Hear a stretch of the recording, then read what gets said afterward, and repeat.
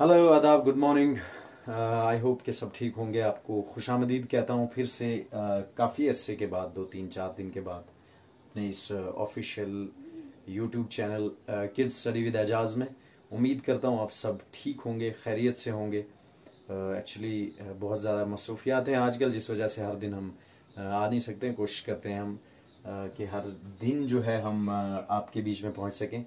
बहुत बहुत शुक्रिया जिस तरह से जो बच्चे और दीगर व्यूअर्स हैं वो हमें सपोर्ट कर रहे हैं इसके चैनल के लिए और एनकरेज कर रहे हैं और अपने बेहतरीन सजेशंस दे रहे हैं। मैं उनका बहुत बहुत बहुत शुक्रिया अदा करता हूं।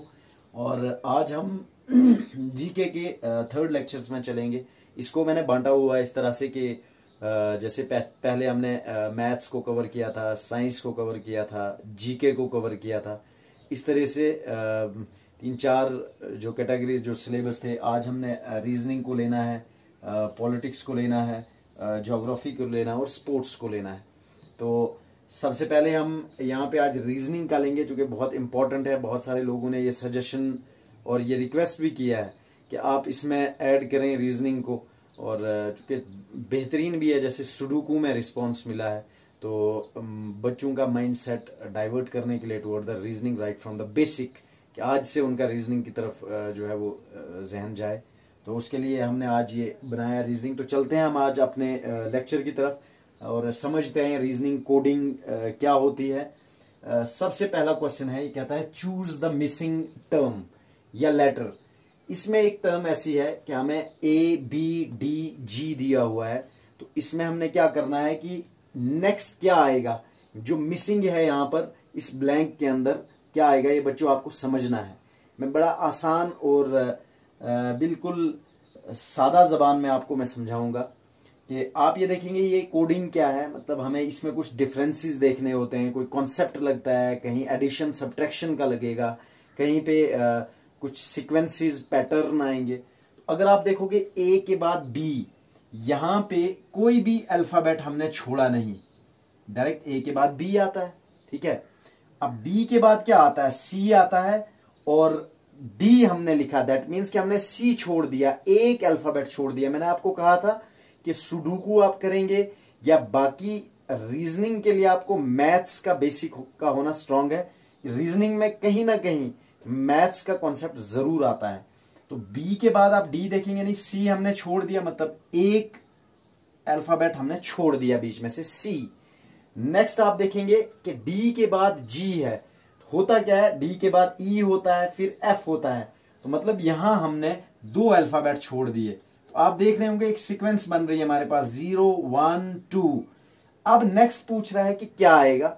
अब सिंपल सी एक कॉन्सेप्ट लगा लें आप, यहां कोई नहीं छोड़ा था यानी 0, यहां एक अल्फाबेट छोड़ दिया 1, इसमें 2 छोड़े, इसमें इसका मतलब ये है, इसको फॉलो करते हुए मैंने 3 छोड़ने हैं। तो आप देखेंगे ABDG, G के बाद 3 छोड़ो, तो GHIJ,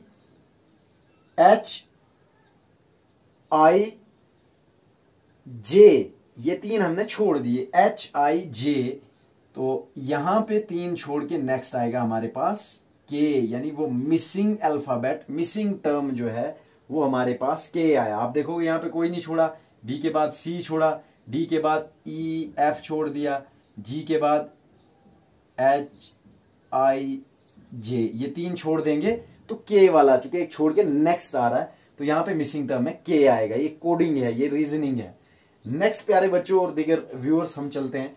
फिर क्वेश्चन कहता है चूज द मिसिंग लेटर। यहां मिसिंग लेटर हमने चूज करना है।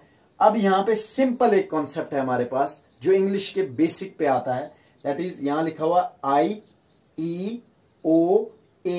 तो हमारे पास आता है इसमें मिसिंग, सिंपल सी बात है, यहां हमारे माइंड में फौरन आ जाना चाहिए, देयर आर 5 वॉवल्स, 5 वॉवल्स हैं, जिसमें हमें A भी दिया है, E भी दिया है, I भी दिया है, O भी दिया है। तो नेक्स्ट हमारे पास बचता है U, दैट मीन्स कि इसमें आ जाएगा U, ये मिसिंग लेटर जो है हमारे पास U आएगा।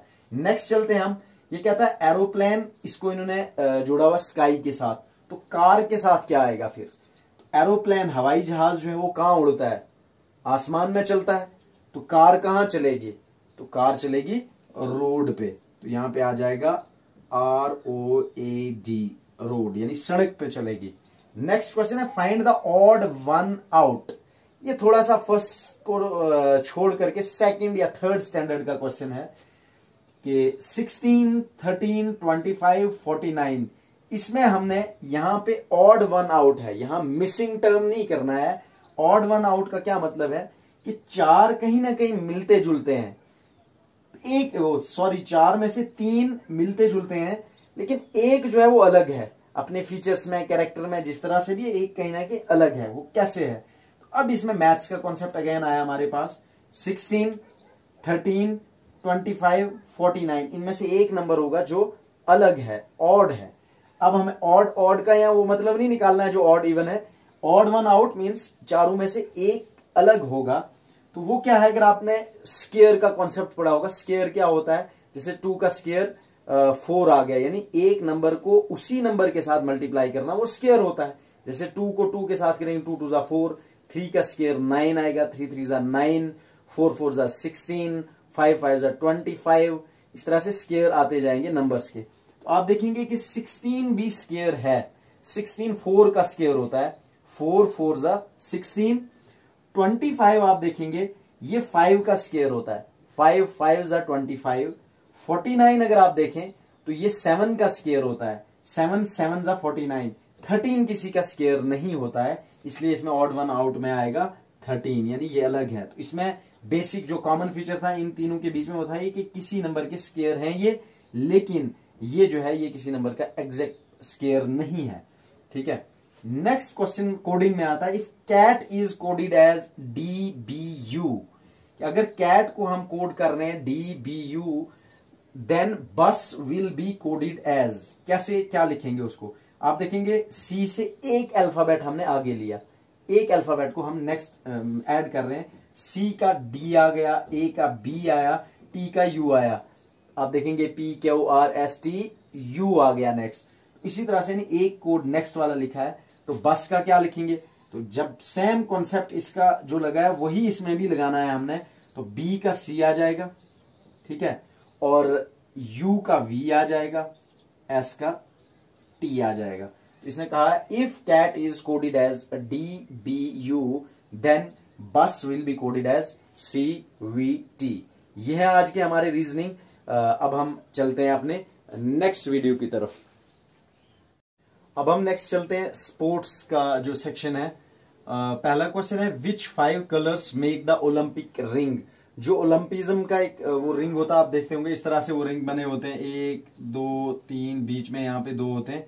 तो वो जो है 5 कलर वो कौन कौन से होते हैं? एक होता है blue, yellow, black, green and red. Next question is what is the length of cricket pitch. जो क्रिकेट पिच होती है जिसमें क्रिकेट खेला जाता है उसकी लेंथ कितनी होती है? वो फिक्स होती है, आप देखते होंगे ग्राउंड कहीं बोलते हैं, कमेंटेटर बोलता है इसकी इस तरफ जो है लॉन्ग ऑन की तरफ बाउंड्री बड़ी है, थर्ड मैन की तरफ छोटी है, वो बाउंड्री होती है। पिच का जो साइज है, लेंथ है, that is always equal and that is 22 yards, 22 गज होती है। नेक्स्ट क्वेश्चन है in which sport was Muhammad Ali popular. Muhammad Ali कौन सी गेम में, कौन से स्पोर्ट में मशहूर थे, कौन सा वो स्पोर्ट खेलते थे? That is boxing. नेक्स्ट है which teams are the finalist of T20 IPL 2022। 2022 का जिस डेट में आज हम ये वीडियो बना रहे हैं तो आज की डेट में फाइनल है, बट आप जब देख रहे होंगे तो शायद वो हो चुका होगा। तो 2 फाइनल टीमें कौन सी हैं? 2 फाइनल टीम्स हैं Gujarat tigers and then Rajasthan royals. ये 2 टीम्स 2022 के IPL के फाइनल में पहुंची हैं। नेक्स्ट क्वेश्चन नंबर 5 है how many players are there in a team of football team. Football की एक टीम में कुल कितने खिलाड़ी होते हैं? फुटबॉल की एक टीम में कुल 11 प्लेयर्स होते हैं। प्यारे व्यूअर्स, अब हम चलते हैं पॉलिटिक्स पे, लेकिन इससे पहले मैं आपको ये बताना चाहूंगा इन क्वेश्चंस को डिस्कस करने से पहले कि एक ट्रिकी क्वेश्चन लास्ट में है, वो आज भी पूछा जाएगा, तो उसके लिए भी तैयार रहें। नेक्स्ट क्वेश्चन पॉलिटिक्स से पहला क्वेश्चन है which are the 2 houses of parliament. Parliament के 2 हाउसेज जो होते हैं उनका नाम क्या है? उनका नाम है लोकसभा एंड राज्यसभा।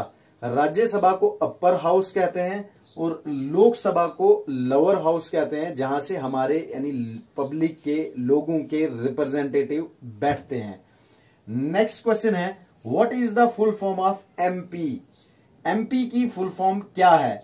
तो इसमें इसका आंसर है मेंबर ऑफ पार्लियामेंट। आप देख सकते हैं ये MP member of parliament. Next question number 3 है, what is the full form of MLA? MLA की फुल फॉर्म क्या होती है? इसका आंसर है मेंबर ऑफ लेजिस्लेटिव असेंबली। दो चीजें हैं इस फेडरल गवर्नमेंट में, यानी टू पार्ट ऑफ गवर्नमेंट। जब एक पार्लियामेंट है जो यूनियन गवर्नमेंट सेंट्रल गवर्नमेंट होती है, जिसका यानी पूरा देश से जो एमपीज चुन के जाते हैं वो पार्लियामेंट में बैठते हैं, वो भी रिप्रेजेंटेटिव होते हैं जो लोकसभा के होते हैं। यहाँ पे एमएलए जो होते हैं ये स्टेट में हमें रिप्रेजेंट करते हैं, लोगों को स्टेट में असेंबली में रिप्रेजेंट करते हैं। तो यहाँ पे ये देखें आप कि जो असेंबली है उसमें हेड जो होता है वो सीएम होता है, इसी तरह पार्लियामेंट में पीएम यानी प्राइम मिनिस्टर और चीफ मिनिस्टर, ये चीज याद रखें। Next, who represent the people in state assembly? Question आ गया कि स्टेट की असेंबली में, स्टेट पॉलिटिकल असेंबली जो है उसमें लोगों को रिप्रेजेंट कौन करता है? Through election. तो इलेक्शन जब हम करते हैं तो वहां से हम चुन के भेजते हैं, उसका आंसर है एमएलए। एमएलए स्टेट असेंबली में लोगों को रिप्रेजेंट करता है। नेक्स्ट क्वेश्चन है, who represents the people in parliament? Parliament में लोगों को रिप्रेजेंट कौन करता है? तो पार्लियामेंट में रिप्रेजेंट करता है एमपी। अब जरा आप देखें, एमएलए स्टेट असेंबली में जो 90 के आसपास, अगर हम जेएंडके को देखें या बाकी स्टेट्स को भी देखें, और एमपी जो है वो 543 के आसपास इंडिया में। आप जरा देखें कि 500 550 लोग अगर इंडिया को रिप्रेजेंट करते हैं तो जरा देखें किस तरह के एमपी हमें चुनने चाहिए, हमें किस तरह से एमएलए को चुनना चाहिए। कभी भी कास्ट बेस, कम्युनल, मतलब ये चीजें हमें पॉलिटिक्स में न ला करके एक चीज सजेस्ट करूंगा इस जनरेशन को, आने वाले बच्चे हैं, कि एक मेंटल सेटअप करें कि अगर देश को बेहतर बनाना है, अपने इलाके को, अपने मुल्क को, अपनी रियासत को बेहतर बनाना है, हमें अच्छे सियासतदानों को, हमें अच्छे पॉलिटिशियंस को लाने होंगे। जो एक आदमी लाखों को रिप्रेजेंट करना वहां करने के लिए जाता है तो एटलीस्ट वो उनकी सच्ची आवाज होना चाहिए। नेक्स्ट हम चलते हैं ज्योग्राफी के पोर्शन पे चलते हैं, और उसके बाद आखिर हमारा एक क्वेश्चन होगा जिसका आप सभी को आंसर्स कमेंट्स में देना होगा। How many wild life sanctuaries are there in Jammu and Kashmir? Jammu and Kashmir में कितनी वाइल्ड लाइफ सेंचुरीज हैं? उसका आंसर है 14। Which is the India's longest river? Hindustan का सबसे बड़ा रिवर, दरिया कौन सा है? गंगा। नेक्स्ट क्वेश्चन है, in which continent India is located? India कौन से कॉन्टिनेंट के अंदर आता है? देयर आर 7 कॉन्टिनेंट्स, आप देखोगे, Asia, Africa, north America, southern America, Europe, Antarctica, Australia. तो उनमें से जो इंडिया जिस कॉन्टिनेंट के अंदर आता है उसका नाम है Asia. What is the total geographical area of India? India का टोटल ज्योग्राफिकल एरिया कितना है? That is 3.28 million square kilometre, ये सरफेस एरिया है। नेक्स्ट है, what is the total coast line of India? Coast line कौन सी होती है? जो समंदर को छूती है, समंदर को टच करती है, और वो जो है टोटल इंडिया की है 7516.6 किलोमीटर। इसी तरह दूसरा जो लैंड बॉर्डर होगा, जो बॉर्डर होगा बाकी स्टेट्स के साथ या जो इंडिया का बाकी कंट्रीज के साथ लग रहा है, तो वो है अबाउट 15,000 समथिंग किलोमीटर है, 15,200 किलोमीटर। तो ये हमने यहाँ पे देखा है कोस्ट लाइन इंडिया की कितनी है, 7516.6 किलोमीटर। यहाँ पे ये पॉइंट है, इसे जरूर 7516.6 किलोमीटर जो है ये इंडिया की कोस्ट लाइन है। तो इसके साथ हम ये ज्योग्राफी का एंड, अब हम नेक्स्ट क्वेश्चन करते हैं। तो आज का हमारा जो ट्रिकी क्वेश्चन है वो आपके सामने एक सिचुएशन है, there are 4 friends in a room. एक कमरे के अंदर 4 फ्रेंड्स हैं। The first one, Puneet, is reading a book. Puneet जो है वो एक किताब पढ़ रहा है। Adnan is playing chess, Adnan chess खेल रहा है। साहिल इज कुकिंग, साहिल खाना पका रहा है। नेक्स्ट क्वेश्चन है, जो चौथा फ्रेंड है उसका नाम अबू बकर है। तो क्वेश्चन ये पूछता है, what is Abu Bakar doing? Abu Bakar क्या कर रहा है? इसका आंसर आपको सोच के कमेंट्स में बताना है कि चौथा फ्रेंड जो है कमरे में वो क्या कर रहा है। इसी के साथ आज की वीडियो का हम एंड करते हैं। और उम्मीद के साथ कि आप भरपूर सपोर्ट देंगे। आपसे ये रिक्वेस्ट है कि इस चैनल को सब्सक्राइब करें, शेयर करें और अपनी मालूमात में इजाफा करें। न सिर्फ सब्सक्राइब शेयर करें बल्कि जितने भी स्टूडेंट्स हैं वो अपनी नॉलेज में इसे देख करके इजाफा करें ताकि हम अपने मकसद में कामयाब होते चलें। और आखिर इस क्वेश्चन में फिर से अबू बकर कमरे में क्या कर रहा है, जो चौथा फ्रेंड है, आपकी दुआओं के साथ हम फिर से आपकी बेस्ट विशेस के साथ लौटेंगे एक नेक्स्ट वीडियो के साथ, फुली मैथमेटिक्स की एक बेसिक वीडियो के साथ। तब तक चाहते हैं हम आपसे इजाज़त। बहुत बहुत शुक्रिया।